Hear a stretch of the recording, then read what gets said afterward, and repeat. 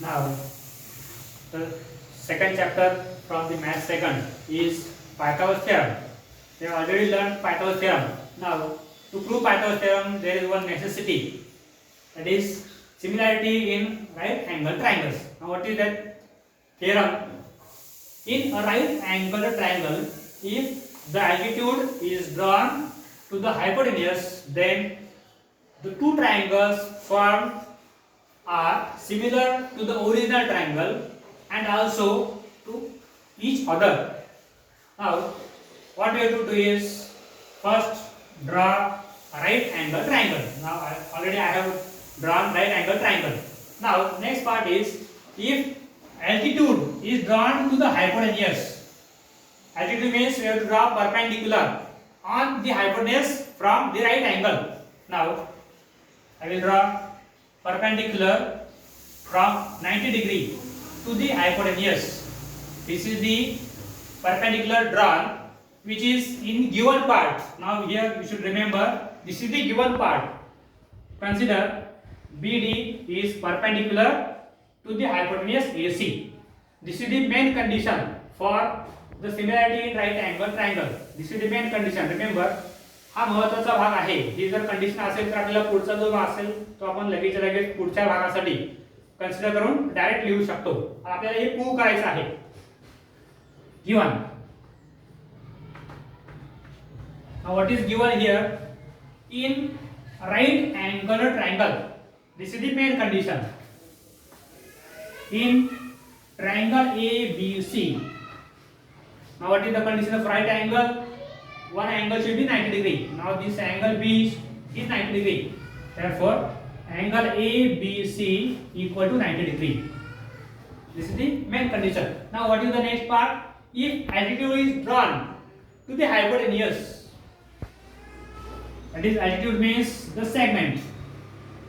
Segment BD perpendicular. Now this is the main part. Hypotenuse. Hypotenuse AC. Now this is given. What do you do prove? To prove.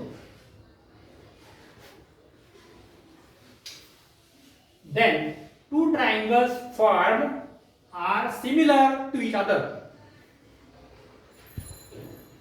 To the original triangle. First triangle similar to second triangle. This is the first condition. Now there are three conditions. Two triangles formed are similar to original triangle. Means this first triangle similar to bigger triangle, second triangle formed similar to bigger triangle, and these triangles are similar to each other. Now how to find the correspondence? First take bigger triangle, that is original triangle ABC. Now there are two triangles formed which are similar to original triangle. Second condition, triangle ABC similar to the smaller triangle. And third part, the original triangle is similar to smaller triangles, and by transitivity these triangles should be similar to each other. Similar to second triangle. Now how to find the correspondence?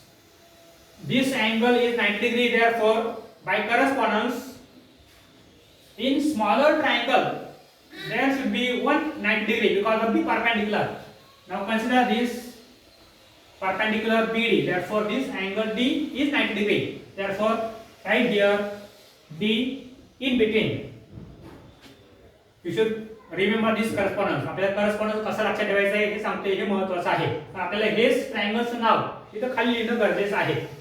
Now first triangle is ABC, bigger triangle. Smaller triangle, which is smaller triangle ADB or ABD.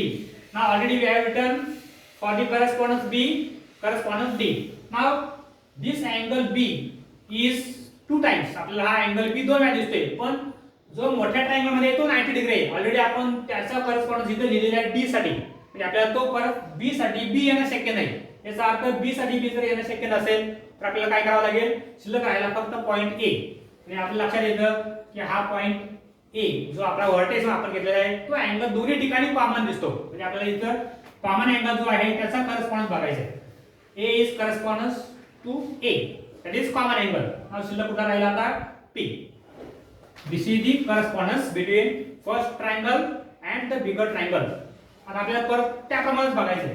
आपण जर बघितलं दुसरा आहे तो AB साठी angle B आहे 90 degree, आपण D already लिहिलेला आहे. आता तुमचा B करस्पॉन्डन्स 2 वेळा दिसतोय, पण भागाप्रमाणे आता B ला B येणं शक्य नाही. याचा अर्थ काय, आपला शिल्लक राहिला C.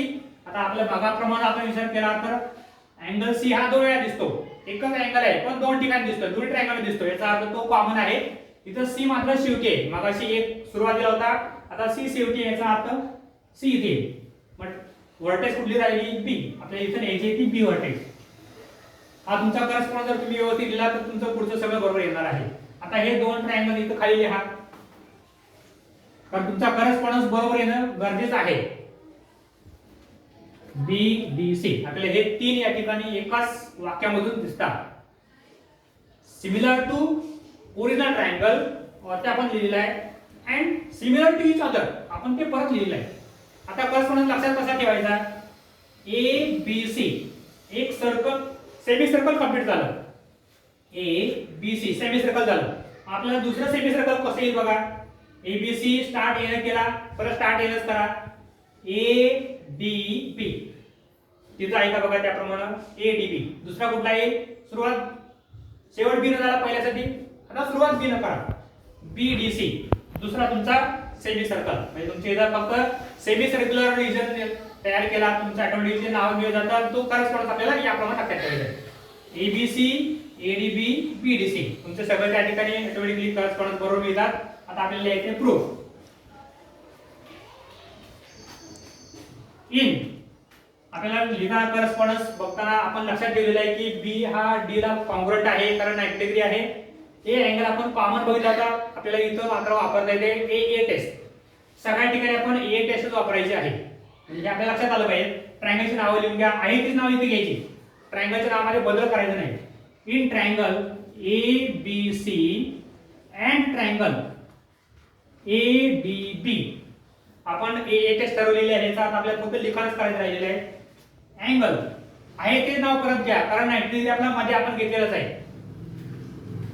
ABC congruent angle ADB 90 आपण मध्ये घेतला, त्याचा अर्थ काय येईल, each of 90 degree. Each of 90 degree. दुसरा अँगल आपण कन्सिडर केला होतो कॉमन अँगल होता. आता A आपल्याला मध्ये येणं गरजेचं आहे. फक्त आहे त्याच नावामध्ये करस्पॉन्डन्स तोच ठेवायचा, फक्त A मध्ये घ्यायचं. म्हणजे नाव काय येईल, B अगोदर घ्या, A नंतर घ्या. BAC कॉन्ग्रुएंट टू, त्याप्रमाणे इथं बदल करा. DAB म्हणजे तुमचा पॉइंट A मध्ये आलेला आहे, तर आपला करस्पॉन्डन्स बरोबर आहे. इथून यायचं आहे कॉमन अँगल. कॉमन अँगल आपली टेस्ट कंप्लीट झाली. याचा अर्थ काय, देयरफॉर ट्रायंगल ABC सिमिलर. आता इथे आपल्याला मात्र कॉन्ग्रुएंट येणार नाही, लक्षात ठेवायचं आहे. आपण 9वी मध्ये बघताना कॉन्ग्रुएंट घेतलं होतं, इथं मात्र त्यात आहे सिमिलर येणार आहे. ABC ADB इथं आपण वापरणार आहे बाय AA टेस्ट. हे एकासाठी झालं, आपण याला क्रमांक दिला 1. दिस इज नंबर 1. सेकंड, आता दुसरा आपल्याला प्रूव्ह करायचं आहे. आल्सो सेम मेथड, सगळं आपल्याला तेच लिहायचं आहे. इन ट्रायंगल नाव तेच घ्या ABC अँड लिहिताना मात्र आपल्याला इथं सुरुवातीला अँड लिहायचं आहे. इथं सिमिलर आहे पण आपण घेताना अँड घ्यायचं आहे. कन्सिडर करतोय आपण ट्रायंगल BDC. सेम दोन ट्रायंगल आपण सिमिलर दाखवायचे, तेच अँगल कॉन्ग्रुएंट दाखवायचे. अँगल नाव तेच लिहा आता ABC congruent angle BDC. Reason काय येईल, मग असं आपण जे रिझन लिहिलं तेच रिझन येईल. Each of 90 degree. Second angle लिहा. आता मगाप्रमाणे आपल्याला कॉमन अँगल लिहायचा आहे. आता कॉमन मात्र सगळ्या शेवटी C दिसतंय. आपल्याला आता ह्या दोघांच्या मध्ये अदल करायचे. मगाशी आपण A मध्ये घेणार होतो, मधलं लेटर आपण सुरुवातीला घेतला, आता ती शेवटी. म्हणजे नाव काय येईल ACB. पुढे सुद्धा तसं बदल करायचा. ACB कॉन्ग्रुएंट अँगल त्याप्रमाणे चेंज करा. सुरुवातीला B असं आहे तसं ठेवायचं आहे. CD म्हणजे आपला लिखाण करताना सुद्धा जो मुद्दा आहे तो आपल्याला व्यवस्थित लक्षात येईल. इथं परत लिहायचं आहे कॉमन अँगल. आपली सेकंड जी होती ती सेकंड टेस्ट सुद्धा आपण कंप्लीट केली. फक्त नाव लिहा इथं ट्रायंगल ABC सिमिलर ट्रायंगल.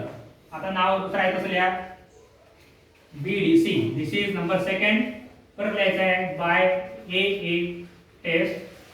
आता लक्षात ठेवायचं आहे AA टेस्ट फक्त सिमिलरिटीसाठी तेवढीच आहे. आपण कॉन्व्हर्जन टेस्ट सुद्धा बघतोय पण कॉन्व्हर्जनसाठी मात्र आपल्याला AA टेस्ट नाही आहे. त्यामुळे तुम्ही इथं सिमिलर हा शब्द वापरायची गरज नाही. बाय AA टेस्ट एवढं लिहिलं तरी पुरेसं आहे कारण AA टेस्ट फक्त सिमिलरिटीसाठी आहे, कॉन्व्हर्जनसाठी नाही आहे. आता आपण फ्रॉम 1 and 2 विचार केला तर आपण नवीमध्ये एक प्रॉपर्टी पाहिली होती. डायमेन्शन आपण ती लिहिलेली आहे.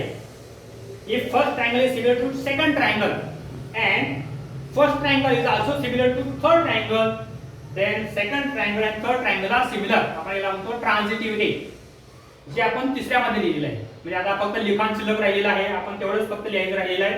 म्हणजे आता फक्त काय मिळालं आपल्याला, therefore triangle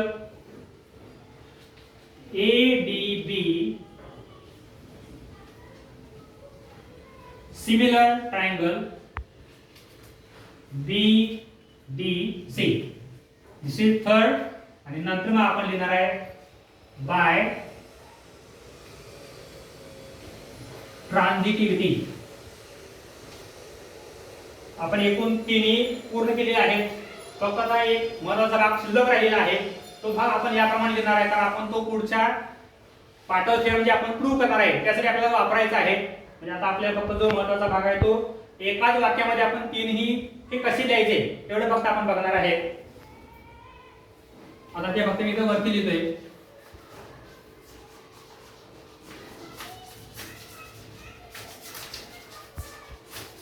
आपण हे आता तिन्ही वाक्य एकत्र करणार आहे. त्यामुळे जसे ट्रायंगलचे नाव आहे ते आपण मुद्दाम ठेवण्यासाठी आई तशी ठेवली होती. Therefore, first triangle as it is ABC similar to. दुसऱ्या ट्रायंगलचं नाव काय आहे आपण त्या पहिल्यामध्ये जे लाईन मधलं आहे तेच घ्यायचं आहे. ADB similar to. आता शिल्लक कुठला राहिला, एकच ट्रायंगल नाव राहिलं त्याप्रमाणे लिहायचं BDC. आपण हे तीन होते ते तीन आपण एकत्र केलेले आहेत आणि आपल्यासाठी मात्र महत्त्वाचा हा मुद्दा लक्षात ठेवायचा आहे. Triangle ABC similar triangle ADB similar triangle BDC. आपण ज्यावेळी पायथागोरस थेरम प्रूव्ह करणार आहे तो पायथागोरस थेरम प्रूव्ह करण्यासाठी आपल्याला हे महत्त्वाचं होतं. त्यामुळे मी सगळं डिटेलमध्ये सांगितलेलं आहे. याच्यातला थोडासा भाग म्हणून तुम्हाला 2 किंवा 3 मार्कासाठी सुद्धा परीक्षेमध्ये विचारला जाऊ शकतं.